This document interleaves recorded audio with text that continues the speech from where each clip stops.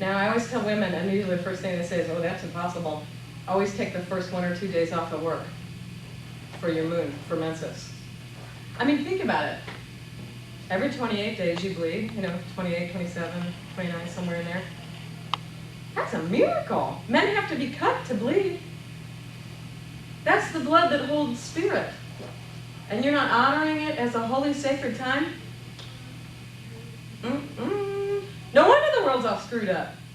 The women go, I can't do that because all the women in my office menstruate at the same time. No one would run the business.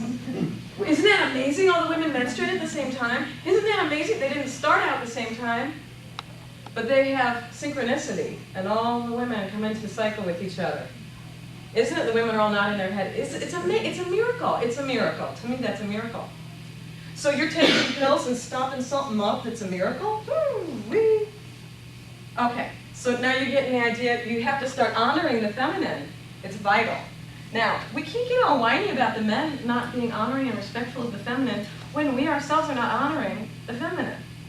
We must do. Okay, we have to teach it to our children, and on and on. You get the idea. Okay, any questions or comments about that little soapbox? Everybody's stunned into silence. Okay. A question, a yes. comment. I think probably more the ladies in your age group than some of the other senior. When we look at masculinity in the female side, that's where we are heading. And I don't know if that's all good or bad. And when we talk of good, bad, or evil, that I've discovered that that's in the eyes of the individual that's saying it. Because some people feel good, and you look at Columbine, just for an example, their reaction. The individual that was committing the murder versus the other individual. You open up a whole new bag of worms, a way of thinking when you say that. And we say the way you treat yourself is the way that I treat you. So we have the women moving more in the masculinity side of it. So then the men, a lot of them, of course, moving into the feminist side. Yeah. And you are so right. And so the men sit back and say, hey, where are we going here? And you say, when we talk of parents, we got 2 mothers or 2 dads, and then a kid is thrown into this confusion here. Where am I, and where am I going? So I'll let you talk about something else. It's like in utter chaos, isn't it? Yes. You're right. Yeah. Have you noticed how many women here and how many men are here? More women. It's always the same in these type of meetings. What did you say? It's always the same in these types of meetings. Always more women, because they think with their heart. Because they think with their heart. And men think with their mind. And then women. Have you ever noticed how many men was born? Men was burnt at the stake in Salem? I didn't hear of any. None. But the men had psychic ability. All that was a gift from God. But if the women had it, that was a gift from Satan. Right. Isn't it amazing? Yeah. Yeah. You know what? It's so strange that you bring that up, because I just read an article about that, and it said that we were entering an era that was becoming more patriarchal. We were stepping out of a matriarchy and more into a patriarchy, and because the women, the witches, were going on intuition and feeling, and because the men, and it was sort of like a British oppression type, very mental, they were very uncomfortable with the feelings and the intuition, and so they would call the woman hysterical and a witch and burn her. And I heard that they burned like over 1 million. I hear that's kind of bad. I hear that's very painful. Oh yeah, that would be very painful when we did that. I don't want to die now. So, yeah, go ahead. Part of this is because little boys are taught not to feel. Little boys don't cry. And they're taught how to with their brains. And girls are allowed to have intuition and to have feelings. And it's okay to cry if you're a little girl, but it's not okay to cry if you're a boy. So men have to have really sacred space. They have to know that it's safe to open up in the space to open up. True. And also some of that is actually physical, chemical, biological. Because did you know in the first trimester all fetuses are female? And then at the very beginning of the second trimester, if there's an XY chromosome present, which is a male chromosome, that the fetus will then mutate instead of progressing on as a female with the XX chromosome. If there's a broken X, which is a Y chromosome, there'll be a chemical released which washes the brain and weakens the corpus callosum, which is the connecting fibers, right and left brain, because your masculine is your left side, logic. That's the side of the brain that's masculine. Right side is your feminine, creative, intuitive, that kind of thing. So for women, it's easier for us to swim back and forth and be in feelings and thoughts back and forth. For men, it's like a very conscious, a man has to meditate a lot to get the corpus callosum to grow. And you remember the bump that Buddha has that people think is a bun on his head? You know how the Buddha has a bun? It's not a bun.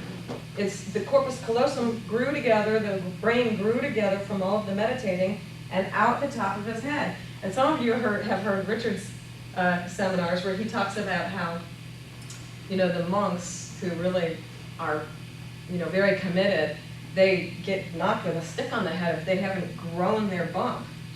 A lot of them are bald, and you can see the bump on their head, and that's from meditating, from growing their corpus callosum. So they can go more from feelings to thought.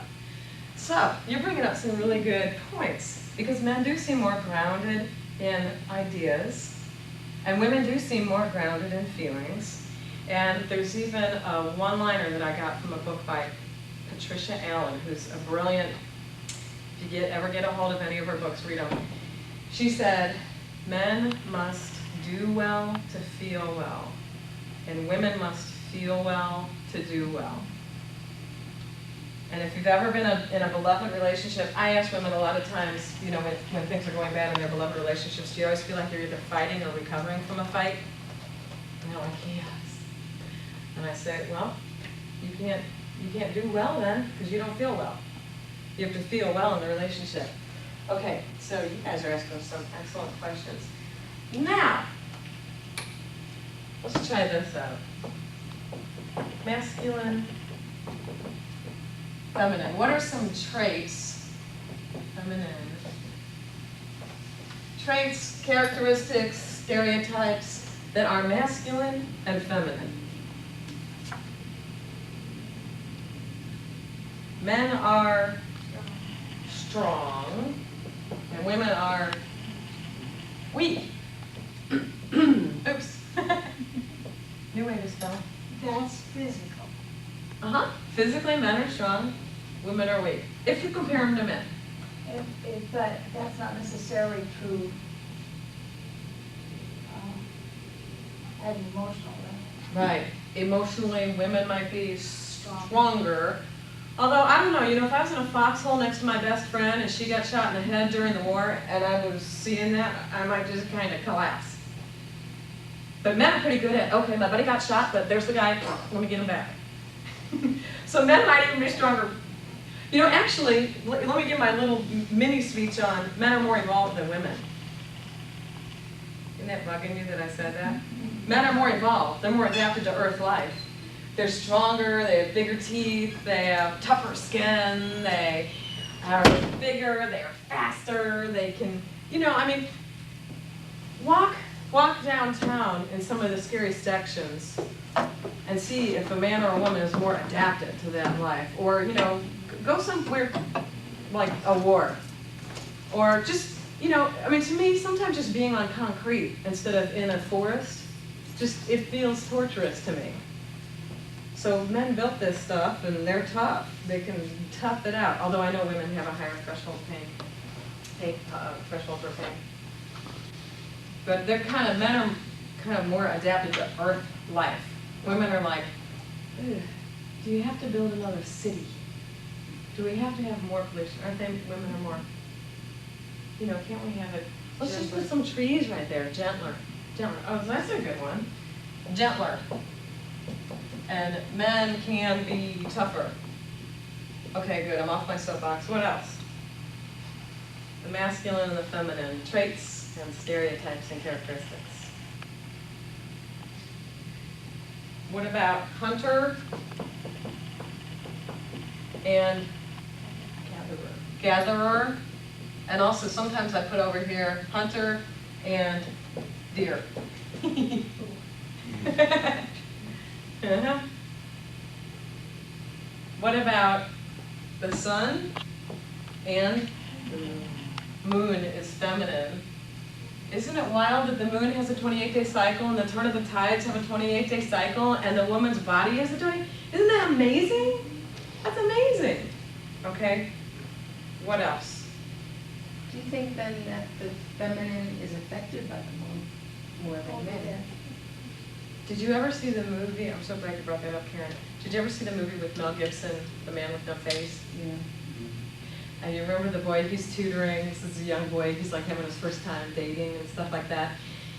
And he comes in and he's so exasperated and he sits down and he says to Mel Gibson, I don't get women. I don't get it. Could you explain this to me? I don't get women. And Mel Gibson goes, well, you want the long version or the short version? And the kid goes, I don't care, just explain it to me. And Mel goes, okay, well, it's like this. Women have like such percentage more water in their body than men do. And so they're affected by the turning of the planet and the changing of the moon. And you know, when the moon is full, it stretches the earth upward 9 miles. And women feel that on many levels, physically, mentally, emotionally. And the boy goes, well, couldn't we just siphon off a few pints?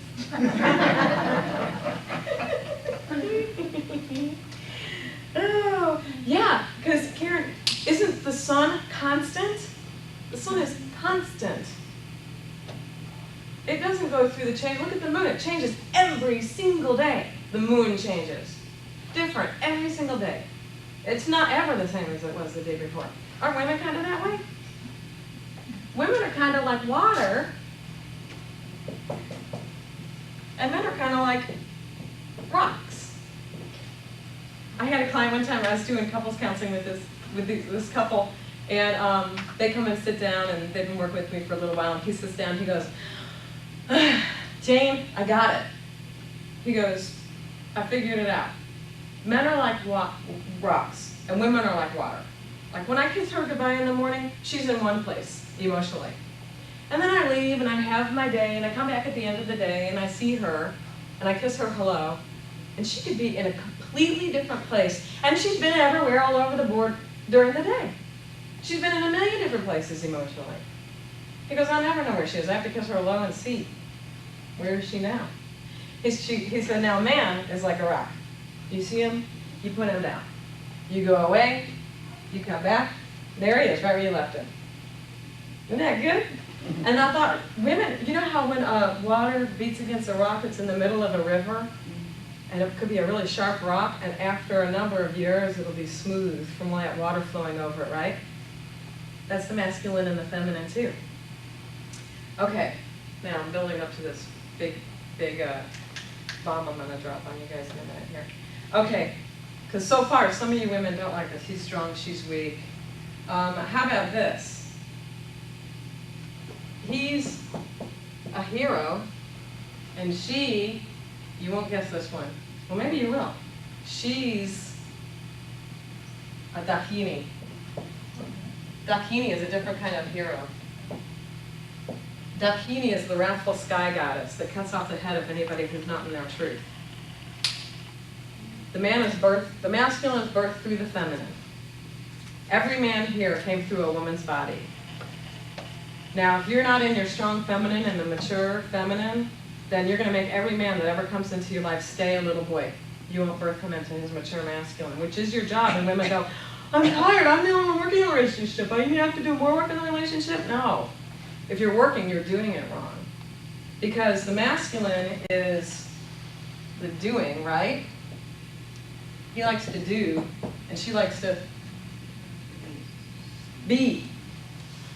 He's the doer, she's the beer. The strong feminine, the feminine is the healing energy. The masculine is the serving energy. The masculine serves. The feminine heals. Okay? The feminine must be served. The sun gives first and strongly. The sun gives first and more.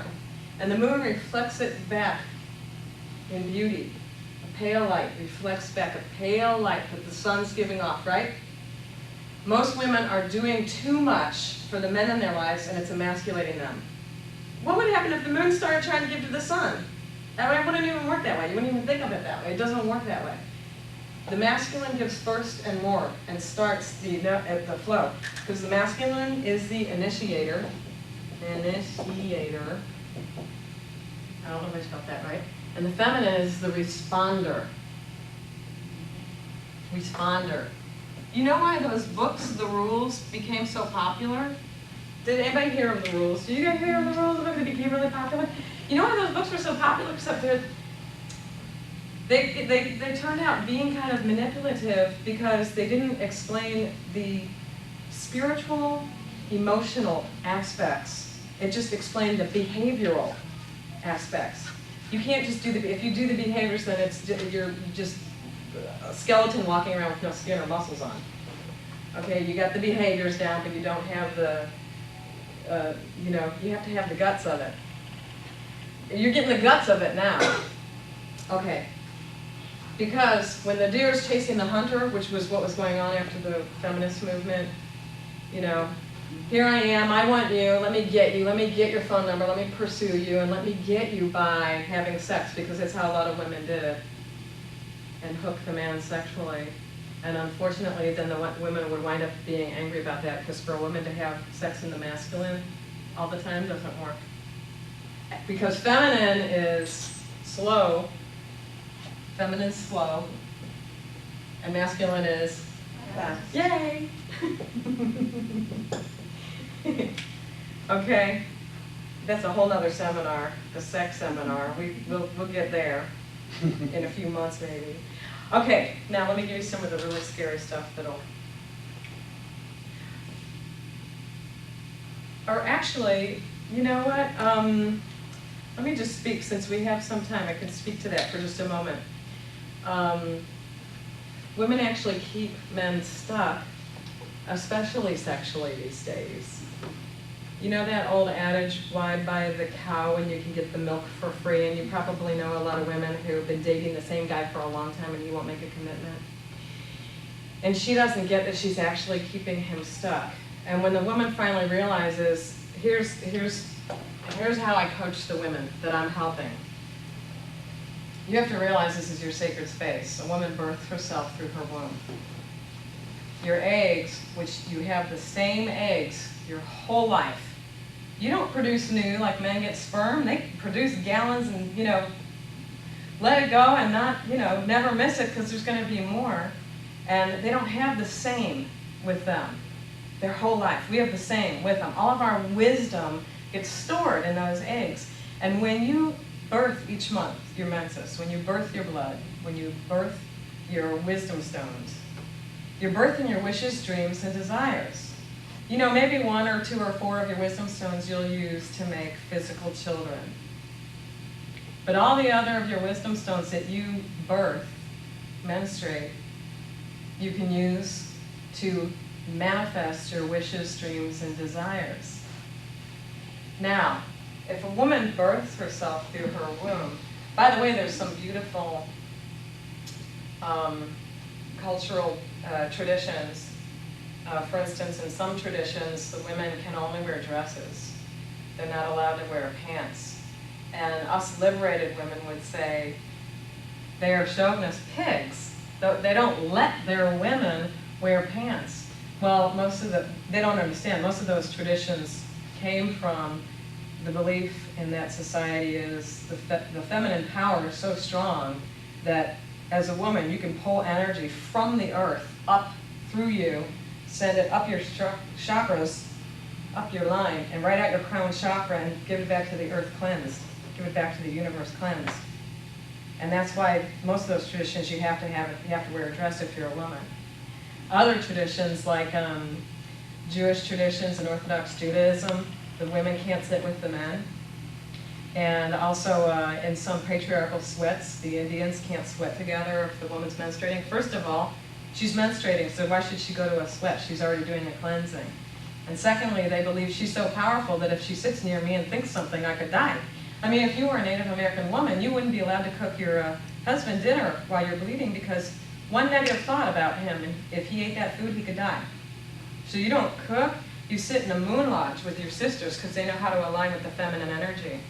You know, if you really honor menses, then you really feel the energy and the stillness. You can feel every vibration. I try not to even ride in a car because I can feel the vibration of the tires on the pavement in my ovaries.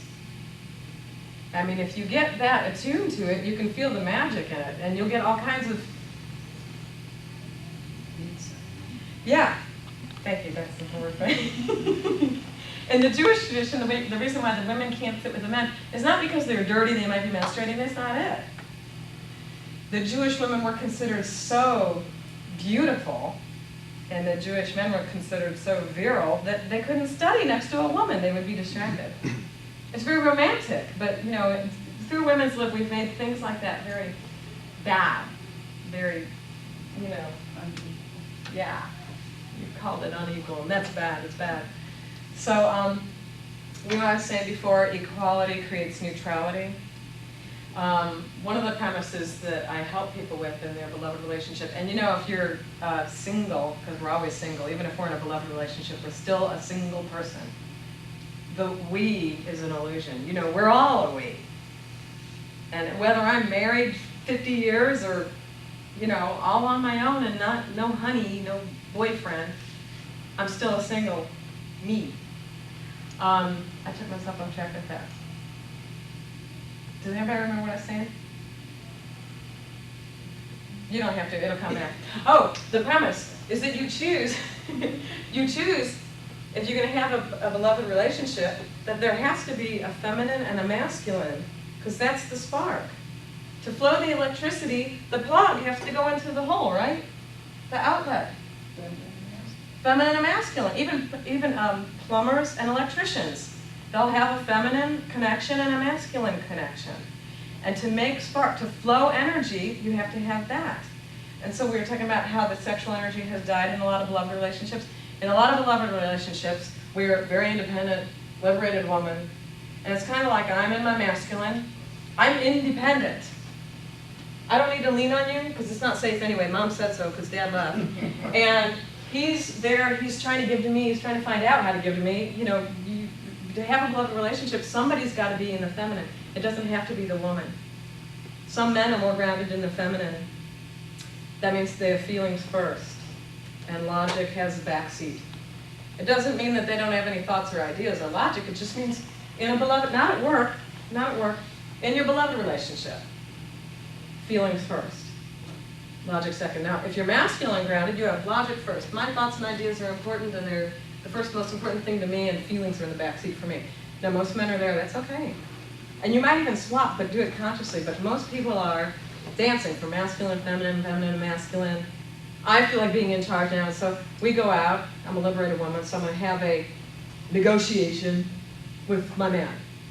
And so we have this big clash, and I want to lead, and he wants to lead, and I'm trying to tell him what to do. And we're both in the masculine energy. And then we collapse in the corner because we beat the hell out of each other. And then I say, hey, come over here and take care of me, you hurt my feelings. And then he says, you're a man, buck up. And then he says, you come over here and take care of my feelings. And I'm like, you know, you don't do ever anything for me. You have to take care of me now. And he's like, you know, because here you probably started out taking care of him because you wanted to be low maintenance, because women are afraid of being high maintenance and emotional. Oh, you changed your mind? That's not what you said you wanted. Well, you're a woman. You're like water. Your emotions and feelings and thoughts are going to change all the time. Men are very much more linear. Look, they're built that way. Point A to point B. Women are, even the way men make love is very linear. We do first base, second base, third base, home run. Women are like, oh, honey, let's just lay around, let's smooch, and let's eat some bonbons, and then let's watch a movie, and okay, let's make out some more. It's very round. I mean, there doesn't have to be an ending to it. I mean, even after the ending, as far as the masculine is concerned, the feminine's still there. Ah, and he's like, okay, where's the ball game? Get him up here. Not you guys. Those other men out there. Okay? So I'm just saying, if you're going to have a beloved relationship, choose to predominate in the masculine or the feminine. Now, you're going to get the punchline here. You love this. Oh, first of all, let me show you something else very important about the liberated women. Okay, first of all, he's polygamy. Most people in the masculine have a tendency toward polygamy. They have a lot of seed and they want to share it. I mean, if you're a woman, you can get pregnant one at a time. If you're a man, you can make, 50 or 60 or 80 or 100 women pregnant all at one time, right? Okay, so if the masculine has a tendency toward polygamy and they kind of shoot, they shoot out, and they can shoot out in every different direction sexually. Women have the egg, which creates the boundaries. So even at the microscopic level, we create boundaries. By the way, the woman is the no, and the man is the yes. Okay? So a woman says no, and the man says yes, and that makes magic. Okay? Because here's the egg. The egg is saying, here's the boundaries. Egg has boundaries. Egg sets boundaries, right? Here's the egg, sets boundaries, and it's round. And then here's the sperm, and it comes up, and it's finding a way in, trying to find a way in, trying to find a way. It finally gets in, and it goes like this. There's boundaries here. And then all of a sudden, there's this, it wants the boundaries, and it comes into the boundaries, and all of a sudden there is this magic third thing that happens, this reconciling force, this magic, this Tao, this God, this spirit comes into this space of the reconciling of the masculine and feminine. Isn't that amazing? Okay, so the sperm's shooting out, it's going, yes, yes, yes, yes, yes, it's moving around, and the egg's going, no. And only a good one will get in, because it has to be strong, right? It has to be strong and good to get in. It's the feminine. Then you're trapped. Get into the trap. Get into the trap. That was funny. Okay, now, he's going to have a tendency toward polygamy, and because she's a good liberated woman, she's going to have a tendency toward independence. She wants to be independent, right? Okay, now, for these two to come together, for a man and a woman to come together, they each have to make a sacrifice. Sacrifice. He has to sacrifice his tendency toward polygamy. She has to sacrifice her independence. And man, if I had a nickel for every woman that I've heard say, and I do have a nickel for every woman that I've heard say, no man's going to come between me and my dog, cat, children, horse, you name it. I even heard horse. No man's going to come between me and my horse. I go see my horse every single day after work, and no man is going to come between me, I get the neck thing going and everything.